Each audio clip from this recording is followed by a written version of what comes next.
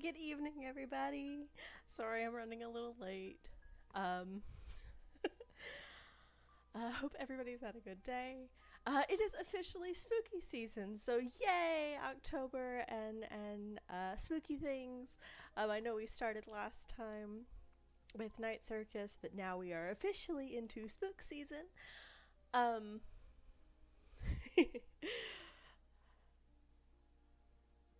yeah, everything's fine. I was just running a bit late. Just needed to leave some space for myself. So, today we are officially starting on spooky things. So in terms of how Night Circus was eerie but not really spooky, this one is actually spooky, but it's spooky in a way I enjoy. Um, I found it really interesting when I was putting everything together that a lot of people were like, oh, it's recommended for, you know, like fifth grade and under, and I'm like, it's probably scarier for them too. um, but I firmly love children's lit, so I will always be happy. This one is a kids book. Um, I think that's kind of why it works so well, and I will get into that. Um, so yeah, hopefully everyone has had a good day. If you've had a very stressful day, this should be a good chance to unwind. Um, Everything should just be chill. Just talk about books again. I may get off on a couple of tangents on this one, and are you surprised? Probably not. Um, how is the tracking at the moment? No frames dropping. All right. Making sure everything is working the way it is supposed to, which is not always what happens. Um, that's not the best. Let's see if I can fix that. Hang on, do I need to move the light? That might have fixed a lot. It's always so much fun having to move a light around. Alright, so let's get started. Let me make sure I have the right things all pulled up. Once again, this is just entertainment and inform. I do not own the rights to the books or to the covers. I did do something different. You'll see it a little later in this one, in that because I couldn't find the illustrators for these covers, I described them and gave you a time period of when they were published, and you'll see a couple of interesting things when we get there. But I know that covers change over time, so if I only ever give you the cover I have, or the original cover, which are typically the ones I can find the illustrators for, that's not helpful if the cover keeps changing. So, this should be a way to work around that without being like, I feel icky putting these covers here and not giving credit, so we will get to that. We are talking about Splendors and Glooms by Laura Amy Schultz. This is a book that I bought it for a class. I would have bought it for just the cover, but if I didn't have to read it for class, I wouldn't have read it past chapter 1. And I hate dropping books. But, first look, it is not my vibe. It gets there. It was originally published by Candle Press in 2012. It is not a part of a series, although the author has written numerous books. The original cover, this is also the cover I have. I am not going to attempt to pronounce the illustrator's name, because I do not believe I can. However, he is an award-winning American illustrator. He's won the Kirkus Best Children's Books of the Year Award, the Capital Choice Noteworthy Books for Children and Teens, and many, many more. He has a very large list on his website. If you wonder where I find half this information, it's like, oh, here's the illustrator. Where's their website? I would like to know more about them. Tell me what they've done. He has done picture books such as Thumbelina, The Granddaughter's Necklace, The Third Gift. All of those he did the illustrations, not the writing. He's also done things like The Snow Queen. And he's also done covers, obviously, such as Splendor and Glooms. He's done one of the covers for Tuck Everlasting. He's really good at drawing people and birds. Not that he's bad at any of the other things, but like those were what I was very impressed by, were his people and his birds. But he is a prolific illustrator. So the other covers and names. So this is the first time we've really run into this. And like I said, I gave you descriptions instead of pictures, which is less fun for you and more complicated for me. But so first we have the 2012 Bloomsbury book publication. It is called Fire Spell. I'll get into this in a second, but it's called Fire Spell, and I believe this is the UK publication. The front cover has a marionette of a ballerina balanced on a building with, I believe, Big Ben in the background. If not, it has a clock tower in the background.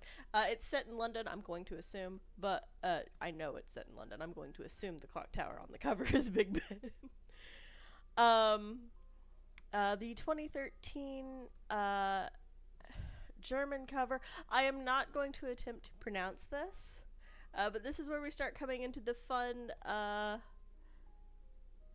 names thing, in that this is a, such as with Fire Spell, this is a book that has different names in different languages.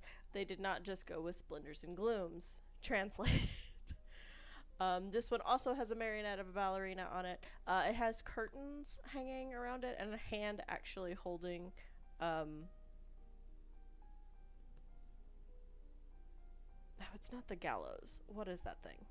The action? That doesn't sound right either. Holding the thing that makes the marionette move.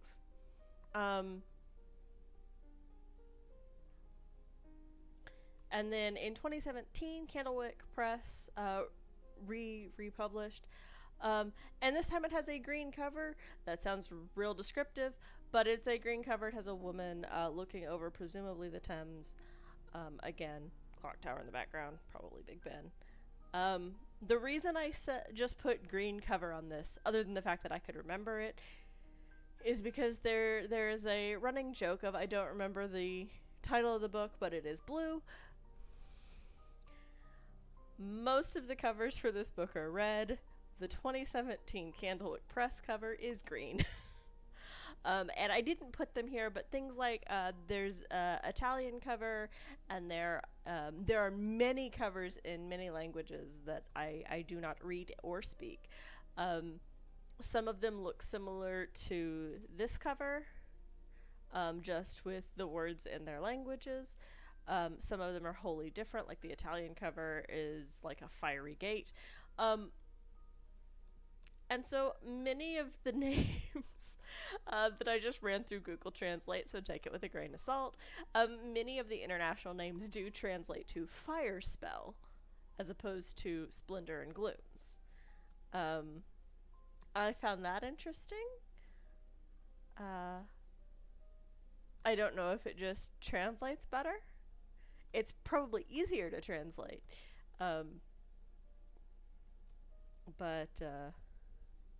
Yeah, that was the interesting bit for me. This is the first book we've really talked about, or I've really talked about, that's had multiple names.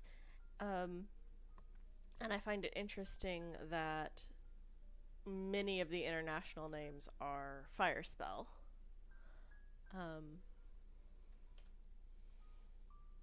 So about the author, Laura Amy Schultz. She's a librarian and storyteller. She did tour for a time with a children's theater. She's written multiple award-winning children's books, such as The Hired Girl and A Drowned Maiden's Hair, a melodrama. Many of her books are historical fiction. Um, I'm pretty sure this is the only one of her books I've read. And I'm not going to say it's because they're historical fiction, but I will say she probably wasn't on my radar because she writes historical fiction, and that's not typically my jam. Um, as you could tell from the covers, this one was a Newbery Honor book. Splendor and Glooms was a Newbery Honor book. Um, the Hired Girl won 2 awards. It probably won more than that. A Drowned Maiden's Hair won awards. But she has written multiple multiple books that have won awards. Yeah. So what do you need to know about Splendor and Glooms? Similar to Night Circus last time, this book has multiple points of view. It is more straightforward than Night Circus. You've got less of a framing. It has a historical fiction, historical fantasy. I do put that distinction in there because there are fantastical elements that prevent me from just being like, oh, it's historical fiction. It has very believable people. I will get to that in a moment. And primarily, it is a story about family. It's not gonna seem like it for like 80% of it, but it really is. And I'll explain that a bit. So the multiple point of view. Nearly every named character gets at least a few pages from their perspective at whatever point of the story you're in. There are a few chapters that overlap, but not many. And the storyline is mostly linear until near the end. And what I mean by that is you've got a couple of flashbacks from some of the older characters, but most of the time, if things from the past are going to be spoken of, they are going to be told to someone else in story. So it's not, oh, and now the audience knows this and the characters don't. It's, oh no, now somebody has been told this story in some way, shape, or form. So this is it's a very large cast of characters. You've got a lot of named characters, and a lot of them are very important. And even the ones that don't seem very important are probably more important than you think they are. If they don't have a name, you can basically be like, and here is person number 3. Congratulations, person number 3. You are not important. Terrible things are not going to happen to you. That being said, it is very...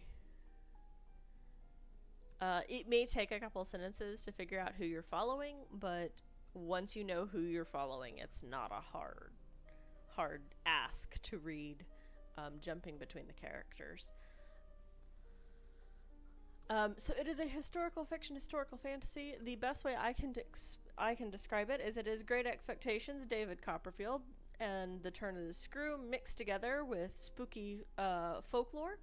Or if I was being completely honest, it's like Great Expectations, David Copperfield, and The Turn of the Screw mixed together and made readable. As someone who is not a fan of any of those,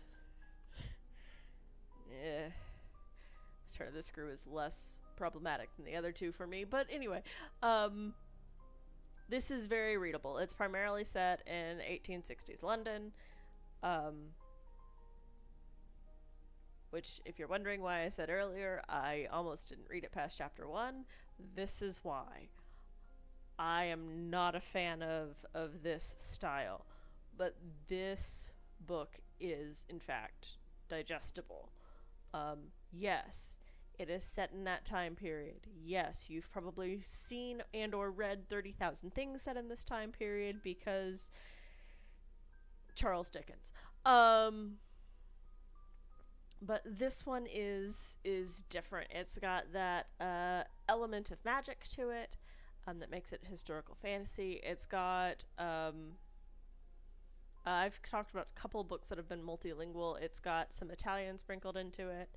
um, which I will admit I am not super familiar with Italian folklore. If I was going to say it has folklore in it, which it very much does, it feels more Germanic or like Germany, Poland, kind of Russian, but in that area, and yeah, I know Russia's an outlier there, but in that area, um, it's got those kind of folklore vibes. These are not the nice folklore vibes. These are the stuff is terrifying folklore vibes. This is why we're talking about it during spooky season. Um, oh, as to why I didn't write down who all's point of view there is a massive cast. Um, so you've got just off the top of my head, you have Cassandra and Grassini, who are adults. You've got Lizzie Rose, Parsifal, and Clara, which are all children. uh, there are more people than that. Those are probably the big five. But then you've got, like, Clara's dad and Grassini's landlord and Cassandra's servants, and, like, there are more people. Which leads into believable people. With very few exceptions, all of the people, both adults and children, are characters who make good and or bad decisions and have to deal with the consequences. The adults are not dumb because they're adults in a children's book, and the children aren't like making the best decisions because they're the protagonists. What I mean by that is, in a lot of children's literature, the adults are dumb because otherwise how would the children get up to fun adventures? That's not what's happening in this.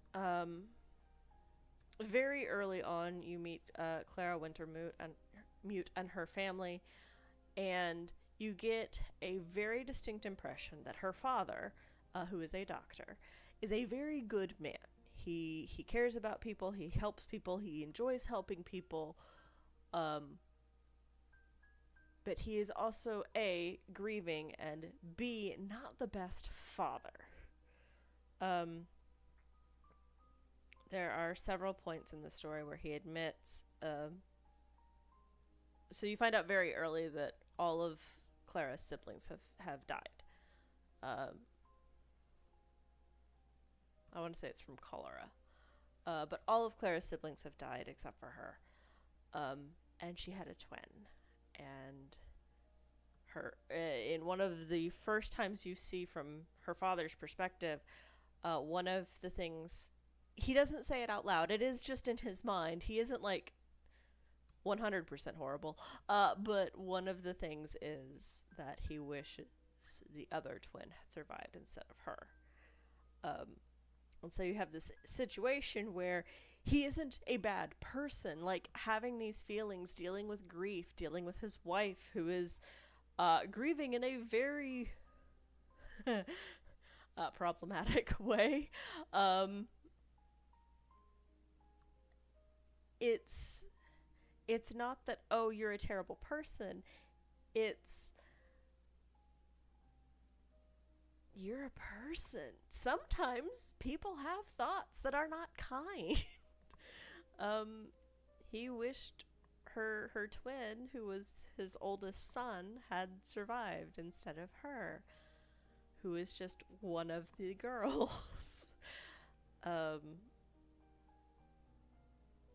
But he never says it because he knows it's not a nice thing. At one point, Parsifal, who is one of the children, makes the comment, or thinks to himself, oh, I'm gonna buy food for myself and Lizzie, and he eats both parts, and it never brings up to Lizzie the fact that I did buy you something, I just ate it because I was hungry. And you see many times from Lizzie's point of view that she sees him as selfish and never thinking of others, but when you see in his head, he's very much thinking of others, but just like not fully acting on it. Like, he does part one, which is buying the food, and does not hold through part two, which is not eating the food and therefore actually giving it to Lizzie. Um, they don't make great choices, neither the adults nor the children. They make understandable choices. Um, but they don't make good choices. And the book goes kind of out of its way to show that you can make poor choices, and how you react to them is a lot of who you are. Um, so Clara and Lizzie Rose and Parsifal, all of them make bad choices throughout the book. They're children, but how they react to each other, to themselves, to the adults, all very much fundamentally shapes them. And the adults are not static either. There are a couple exceptions to that. But for the most part, the adults in the story are not static. It's really nice to see. I know it is very, very common for the adults to just be dumb because they're adults, but that's not where this is going. It's not the point. The point of the story is not, kids have a great adventure and leave the adults behind, and aren't we great? No, that's not what this is at all. Is that better? That seems to be working better. Okay. And so finally, this is a story about family. Which I know I said this is a spooky story. I'll get into why it's spooky in a second. But it is about family and about what makes you family.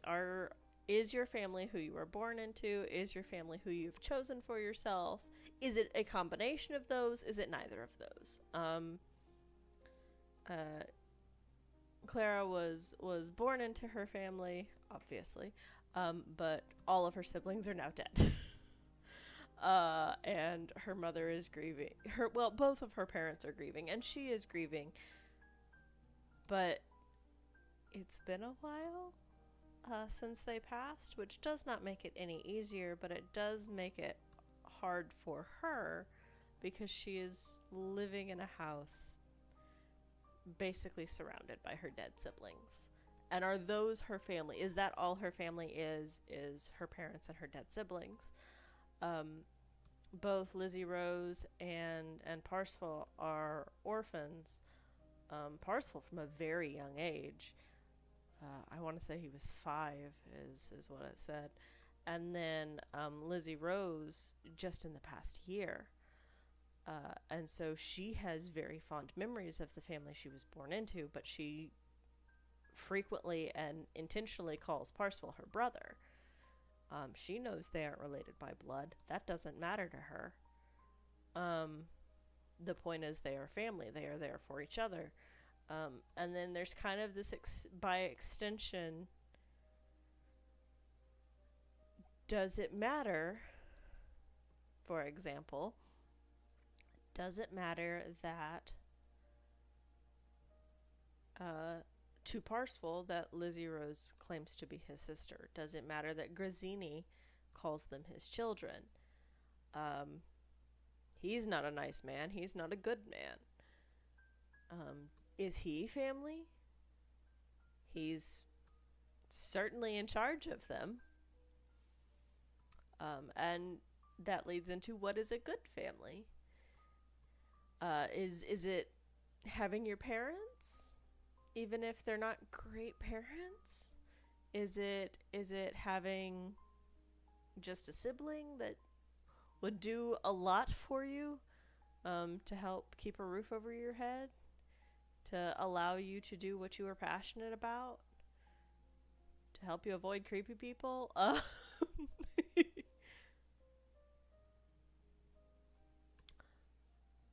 All of these things, none of these things. What makes family? And I didn't put a slide in here. I should have, which is the spooky slide.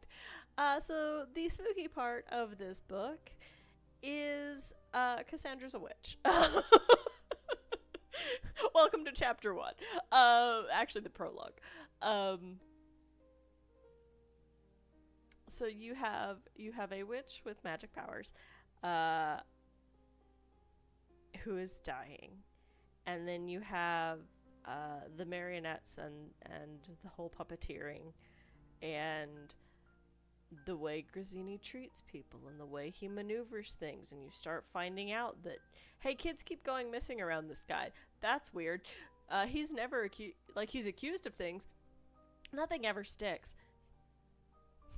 That's strange. You find out he went to prison one time. Wonder what that was about. Clara, like, there are all sorts of things that happen, and they are, by themselves, they're not super creepy.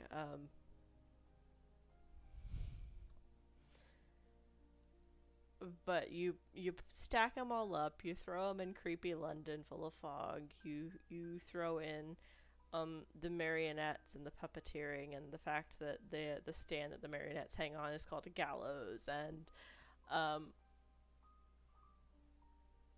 and yes, throughout the book they're not called marionettes. They're called the Italian word for marionettes, but I cannot pronounce that. So marionettes.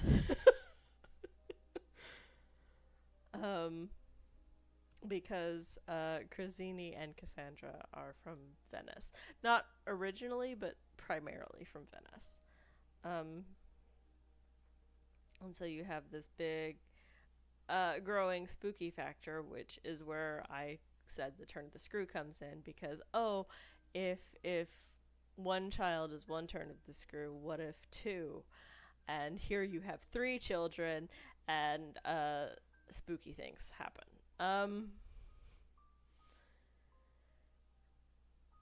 It's very much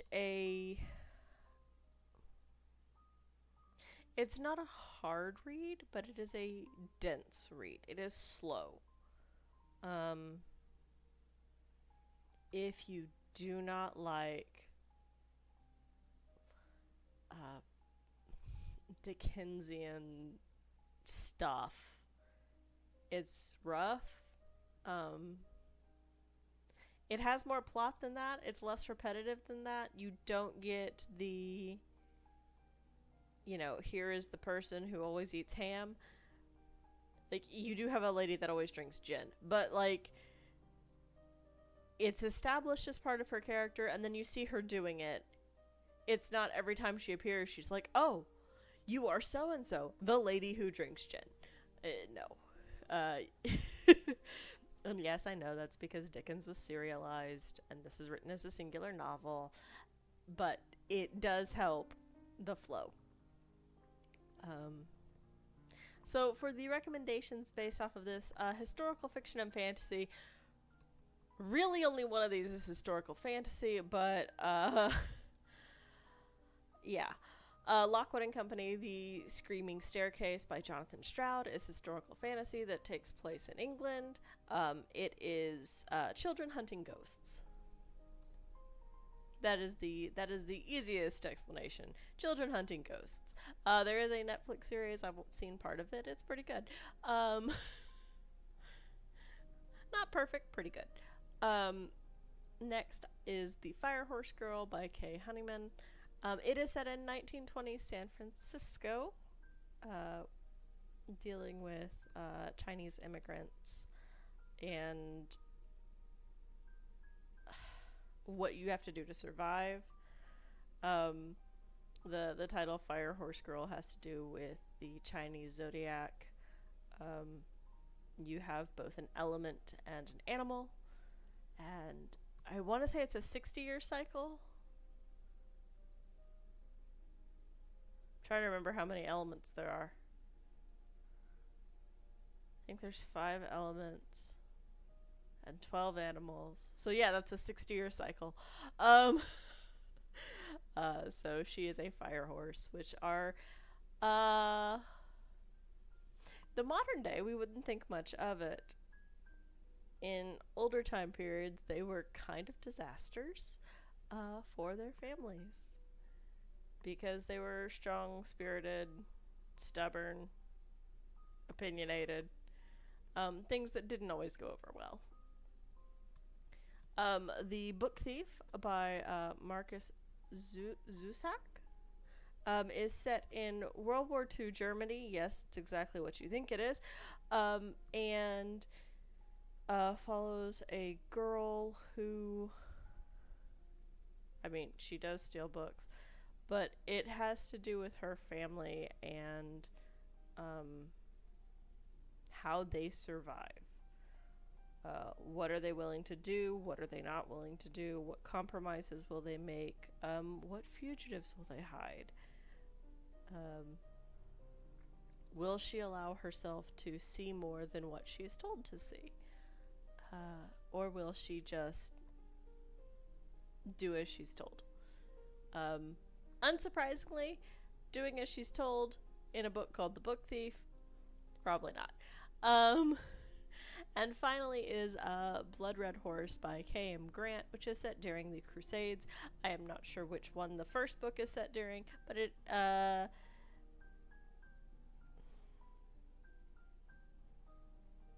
how do I explain the book that I read for the horse and then oops, history happened? You can read this book for the horse. It is a very good horse story, and oops, history happens.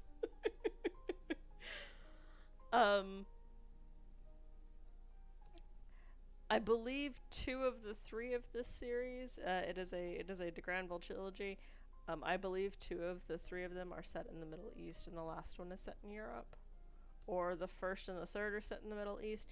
It's something like that. It follows the horse. The main character, like, there's a knight and other people, but like really, it follows the horse.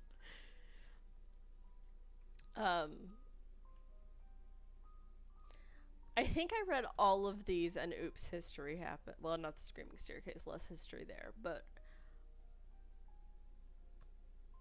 I was curious about all 3 of these. One because it was a horse story, one because I was familiar with what a fire horse was, and then The Book Thief because the title was interesting, and then oops, history happened, which for me is the best way to history. I typically find it very boring and very dry, and I don't really care for it. But when I'm doing something else and oops, history happens, I'm like, okay, that's interesting. I will remember some of these facts, maybe, in the most roundabout way possible. And then family. Some of these are going to be familiar. I've talked about them before. I will talk about them again. The first is Kith and Kin. And I did this book and I still can't pronounce the author's name, and I feel very bad about this. Mariki? I can look this up. Hang on. How do I pronounce your name? I'm very sorry. I really like your book, though.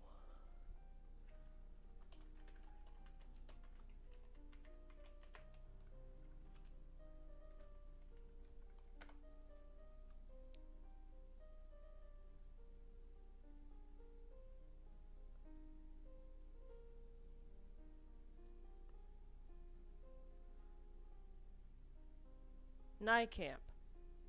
It's Nike. Oh, jeez.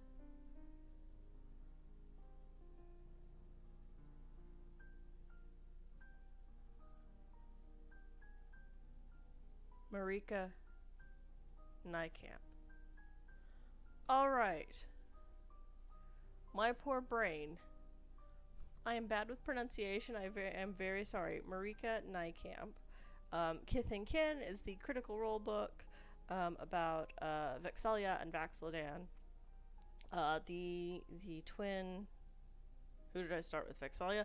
The twin Ranger Rogue duo from Campaign 1 of Critical Role, Vox Machina, before Vox Machina was a thing. The second book on the list is Sandry's book by Tamora Pierce. It is the first book in the Circle of Magic quartet. Um, and where Kith and Kin deals with family you're born into, Sandry's book deals almost exclusively with found family. There is some born family in there. Some of them are okay, most of them are not. Some of them are unknown. Dragon Singer by Anne McCaffrey is the second book in the Harper-Craft Hall trilogy. You do not have to read the first book to understand it. Dragon Singer is my go-to out of the trilogy, but it very much deals with mentally coming into her own and choosing, am I what my family wants me to be? Have I created my own family? Is my family the Hall? Things like that. It's got dragons in it and fire lizards and music, so if any of those sound like your jam, that's a good book for it. And then I put So You Want to Be a Wizard by Diane Duane. It is the first book in the Young Wizards series. It has less to do with family than some of the later books, but unlike Dragon Singer, if you jump into the middle of these, you will be a little confused. Because some of them just assume that you know things. Like, they assume you know that Sari is a whale and a wizard, and that's normal. That's a thing that happens in a later book. So very much for the Young Wizard series, I suggest starting at the beginning. And family is still a part of it, and part of it is established in this first book and then is built upon later. So if you enjoy a little math in your wizardry, if you enjoy a bit of science in your wizardry, if you enjoy talking dogs, So You Want to Be a Wizard is a great book for you. Panchovia is a great dog. We love him. So yes, that is how that goes. Oh, that didn't work. Go away. All right, there we go.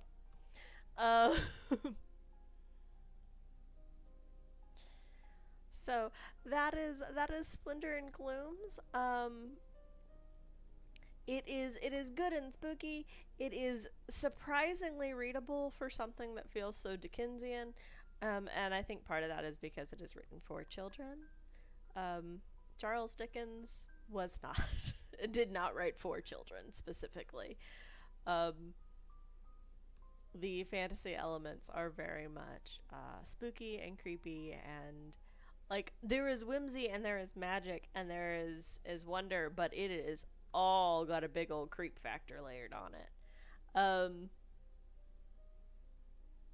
I will say I think my favorite part are the people, and that sounds like such a duh thing for a book, but I appreciate the fact that very few people are truly evil or villainous or one-dimensional. Even the ones that seem to be. Like, there is some development, and or you learn a backstory and you're like, oh, well, okay, now I know why Gin Lady drinks gin all the time. It's because it's 1860s London. I mean, I mean, I'm not wrong. That is part of it.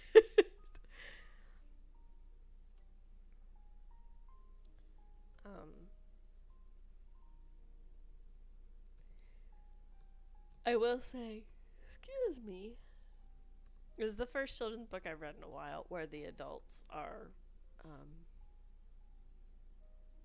flawed, not dumb. I mentioned that Clara is her siblings are all dead and her mother is grieving. Well, you find out in the first chapter you meet Clara. This is all like very early in the book. I am trying not to spoil anything major, but this is like very shortly after you meet Clara, you find out, hey, A, it's her birthday, and B, her siblings are all dead. And one of the questions she asks is, are there gifts from the others? And that is when you find out that part of her mother's coping mechanism for losing 4 out of 5 children is she buys gifts for Clara from her dead siblings. And she's like, the death masks are hanging in the wall in one room, and there are like portraits of the siblings the ages they would be if they were alive, but they're not, and they're not the portraits are not of the age they were when they died. And it's like, I know Victorian Edwardian era was weird with death and keeping memories of the dead around, but also it's kind of creepy. It definitely lends to the spooky factor when it's like, oh yes, and here is the room where my mom keeps the weird painting of my dead siblings.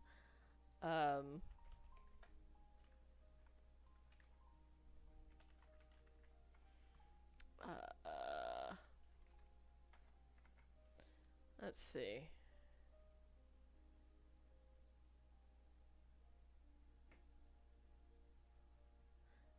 You do.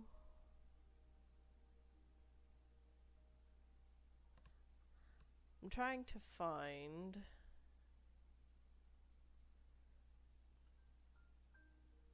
So they do constantly talk about the fog and the dirt of London. Well, not constantly, but it's not present. The fog more than the dirt, because fog is spooky.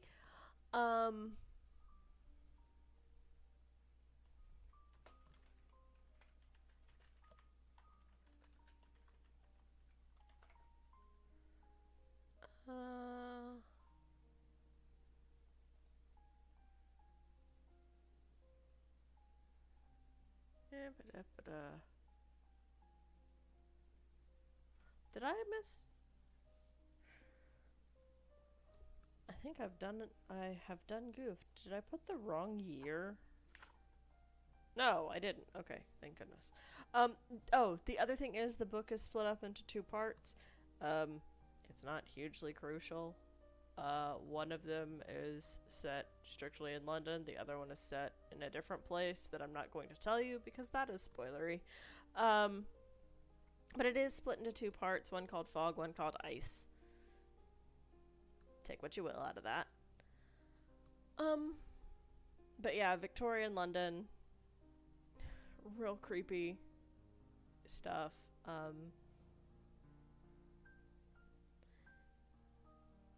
If I was going to suggest, okay, I've talked about it before, but a very good creepy book that is more classical, that I actually enjoyed as opposed to The Turn of the Screw, which is technically a creepy classical book, would be Phantom of the Opera.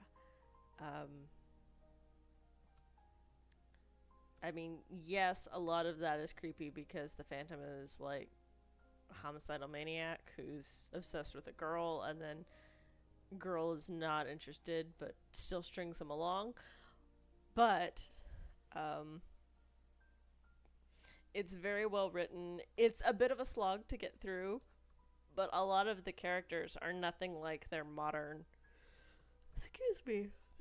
portrayals.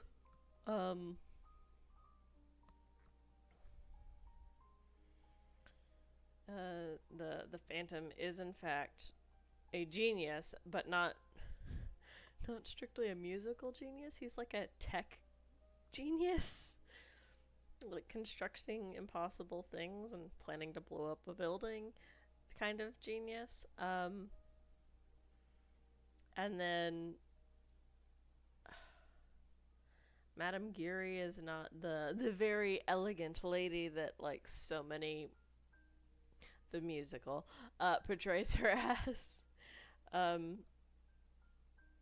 She's kind of just a working woman, a little coarse, a little rough around the edges, but if she makes her no one sits in the Phantom's box, he gives her nice things. Isn't that nice of him? What a nice villain. So that would be my suggestion if you want to read a classic for spooky season. Read Phantom of the Opera. That one's a lot of fun. Um, if you have to read The Turn of the Screw, you can. It's fine. It's a ghost story, which is fine. I recommended one earlier with The Screaming Staircase. It's just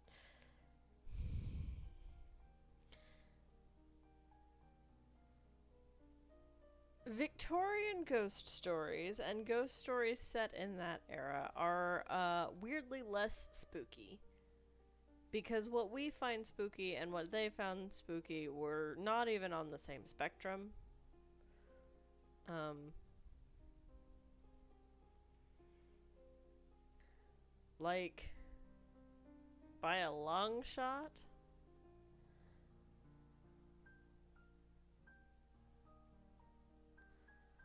Like okay, so thinking of even like your classic monster stories like Frankenstein, um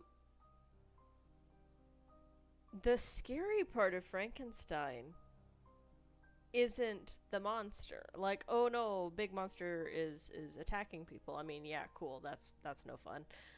That's not a good thing. But the scary part of Frankenstein is Frankenstein and his complete lack of awareness, and I'm going to create life and then abandon it. And I mean, it feels very human. And that's the scary part, is that you're like, you're making terrible life choices. Why are you doing this? And then you're like, I could see a modern person doing this. I could see someone creating some like AI robot and being like, "Oh, you are creepy looking and or you have said some weird things that make me unhappy, and instead of maybe like training you better, I'm just going to like yeet you as far away from me as possible." And it's like, "Oh, cool. I for one welcome the robot uprising that is about to happen because the AI has been abandoned by its creator and it's just gone rogue. It has come to the conclusion humans are the problem." I very much can see how that is scary. But again, that's not a question of, oh, a scary spooky thing has happened. Oh, there are like witches and curses and people being awful and blah blah blah. It's like, no, no, no, no. Here is people being people, and isn't it crazy how people are still like that? Like, we've made all this progress, guys, and we have made none.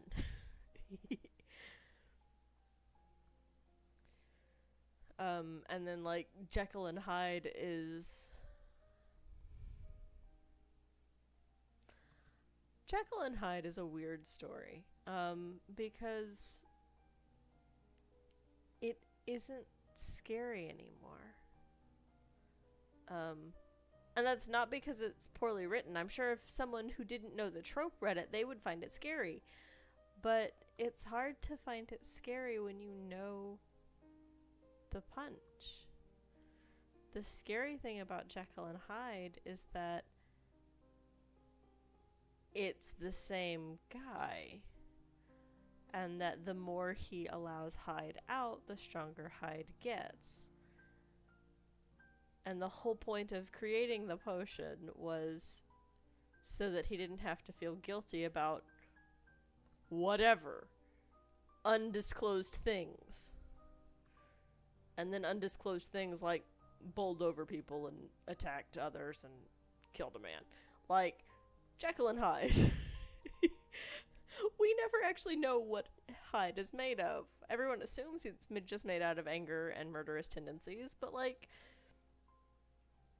is that really what he is? I don't know. Could just be guilt. Could just be a whole lot of guilt. Hot take: Hyde might just be a being made of guilt.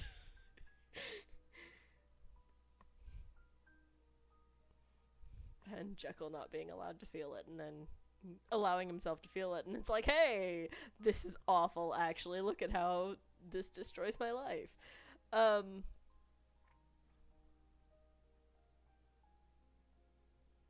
But yeah, it's very much a story that if you don't know the punch, it's creepy. If you do know the punch, you're like, yeah, this is the same dude, and I know what's gonna happen. And at the end, he's gonna lose control of his ability to transform, and choose to die instead. Which is at least better than Frankenstein. One of these guys takes responsibility for his mad experiments, and we know who it's not.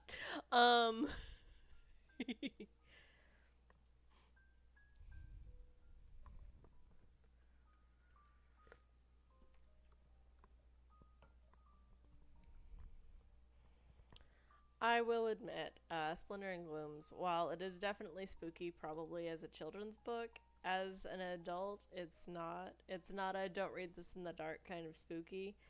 Um, the scary parts happen later for an adult because you start to um, you start to put together things that could be, and that's kind of the scariest part of the book for me. Is it's not what the book actually winds up happening. The story is satisfactory. It ends in a satisfactory way. The spook is satisfactory, but like so many other things, what I can imagine in my brain is sometimes scarier than what's actually put on the page. It's scarier than things that are designed to be. I'm like, because I know what scares me the most, and I put these things together, and the way I string them together are the things that scare me. If I was going to write a spooky thing, I would write this, and so that's where my brain goes. And oh, it's not that, it's this other thing, which is very logical, and you could probably see it coming, but like, I wasn't looking for that. I was looking for what scared me. And desperately hoping that wasn't it.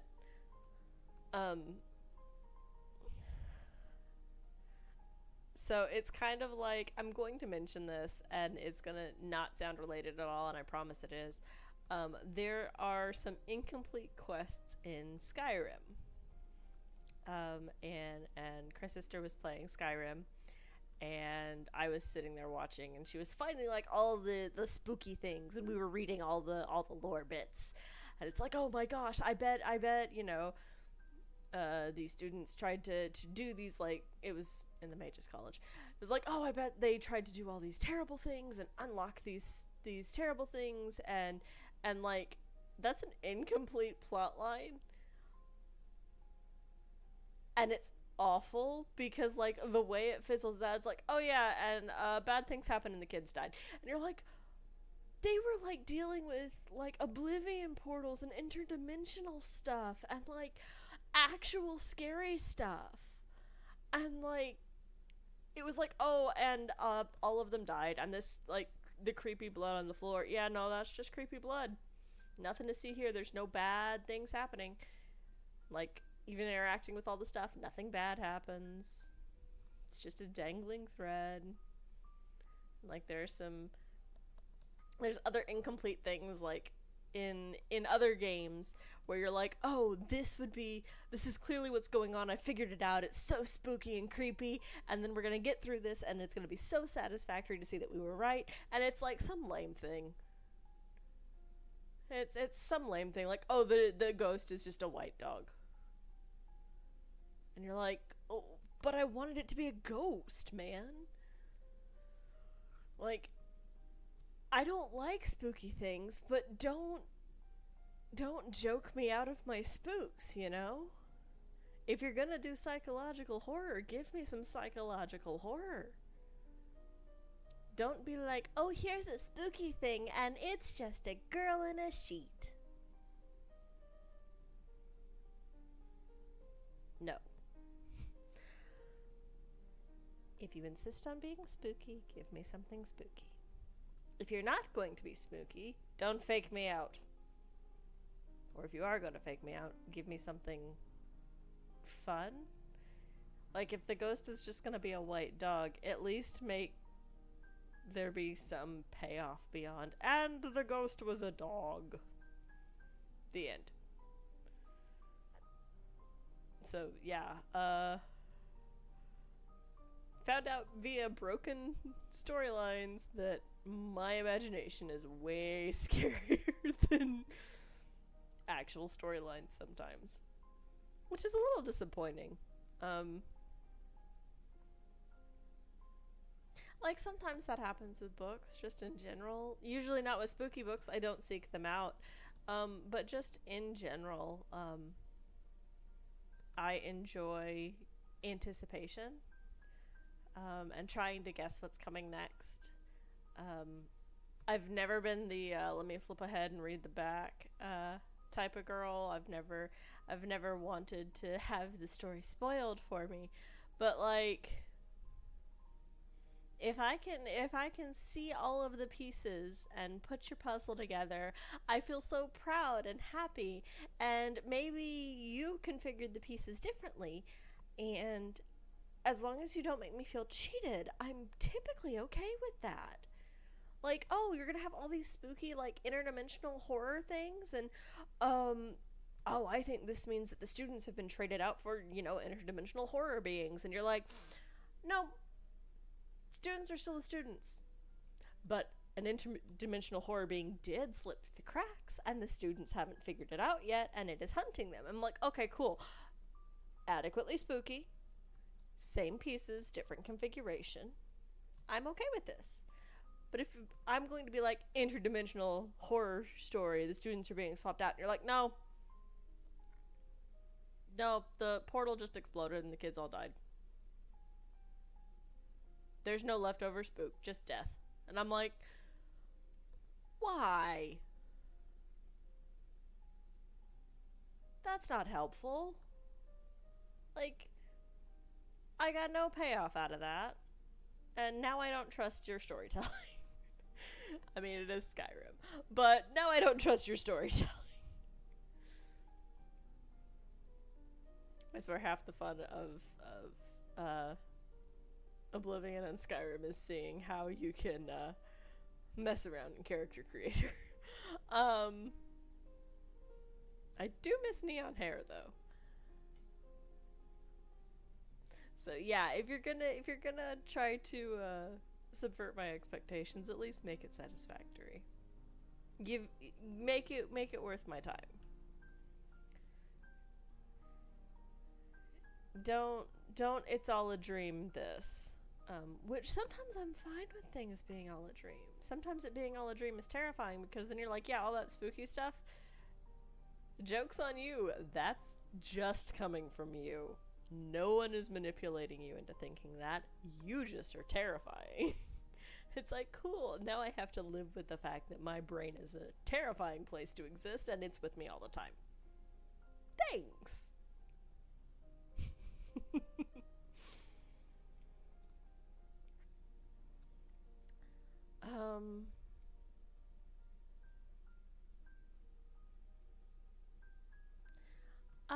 Other good, like, spooky stories. So part of the difficulty with this is I have the next 2 weeks planned out, and they are both spooks, and I don't want to rattle on about them because they would be my go-tos to talk about the way I enjoy my spooky stories.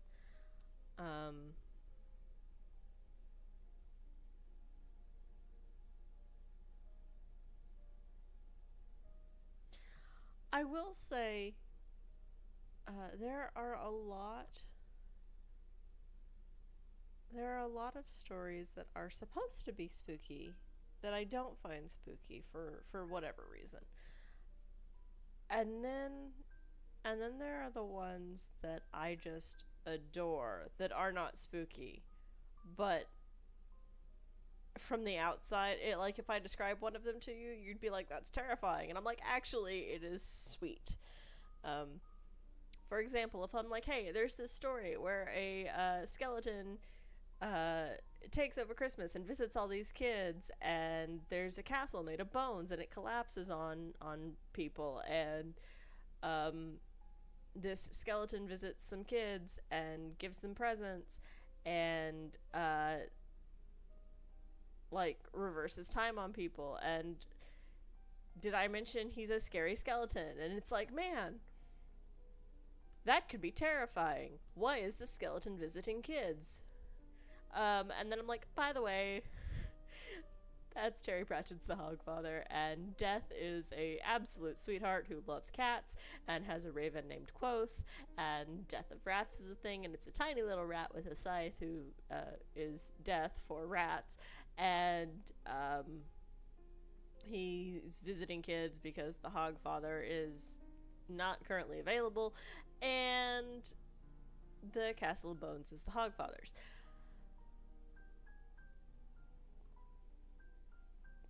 In fact, no spookiness in this. Like, yeah, your main character is a skeleton, but he's deaf and he has a job to do and he's really nice. And, like, he talks to the people and enjoys them and knows their name and says it correctly. And, like, because he is acting as the Hogfather at one point, he does something he's not supposed to do as Death and gets yelled at, and he's like, but right now I'm the Hogfather and I give presents. And life is a present. And it is wonderful. I will admit I like most iterations of the personification of Death. I find most of them wonderful and delightful. I like Terry Pratchett's. I like both versions of Neil Gaiman's Death. Both.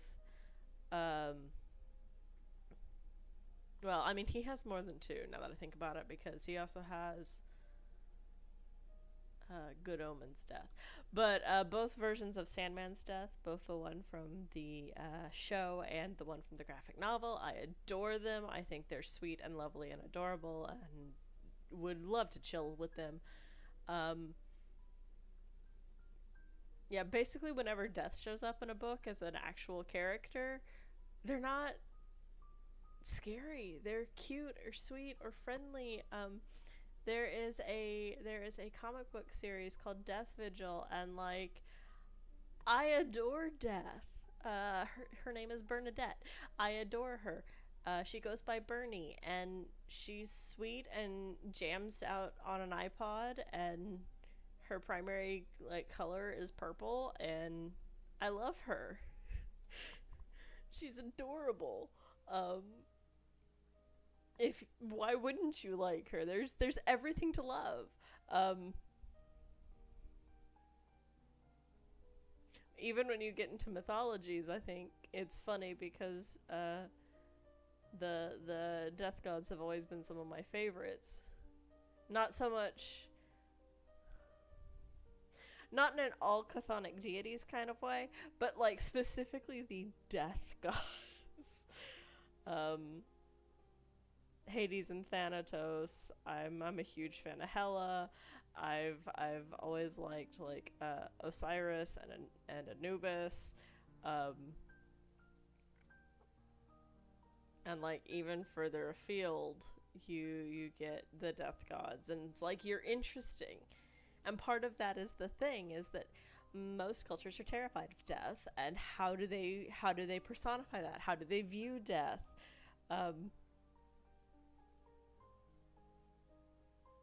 Normally it's, y'all are terrifying, please don't have anything to do with the living. Like, we're all going to be with you someday, please leave us alone. The Norse are kind of weird because the dead get split up between a whole bunch of different places, but that's fine.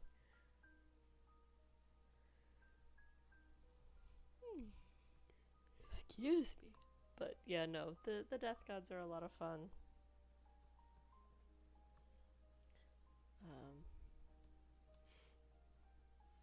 The deities of magic. Well, so speaking of Norse mythology, the deities of magic in Norse mythology are basically all of them. It's like half of them are also fertility, and like half of them are winter. I learned from Age of Mythology about Scandi, but it's like, oh yeah, by the way, here's all these other deities that when you go and like, I want the stories, you're like, oh, these are all fertility or winter or, you know, death. And you're like, why are there so many? Why are they all overlapping? This seems strange. And then you're like, maybe it's because the Norse deities covered a broad area and probably multiple people groups. And you're like, oh, yeah, regions, that's a thing. Just like regional dialects are a thing, that was the thing.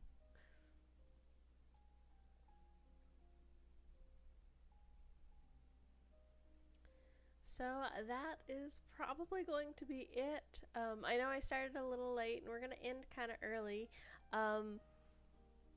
But so I think I said last time we went from adult book with Night Circus to children's book with Splendor and Glooms. The next book is going to be another adult. How? Hang on. I'm trying to think of a good hint.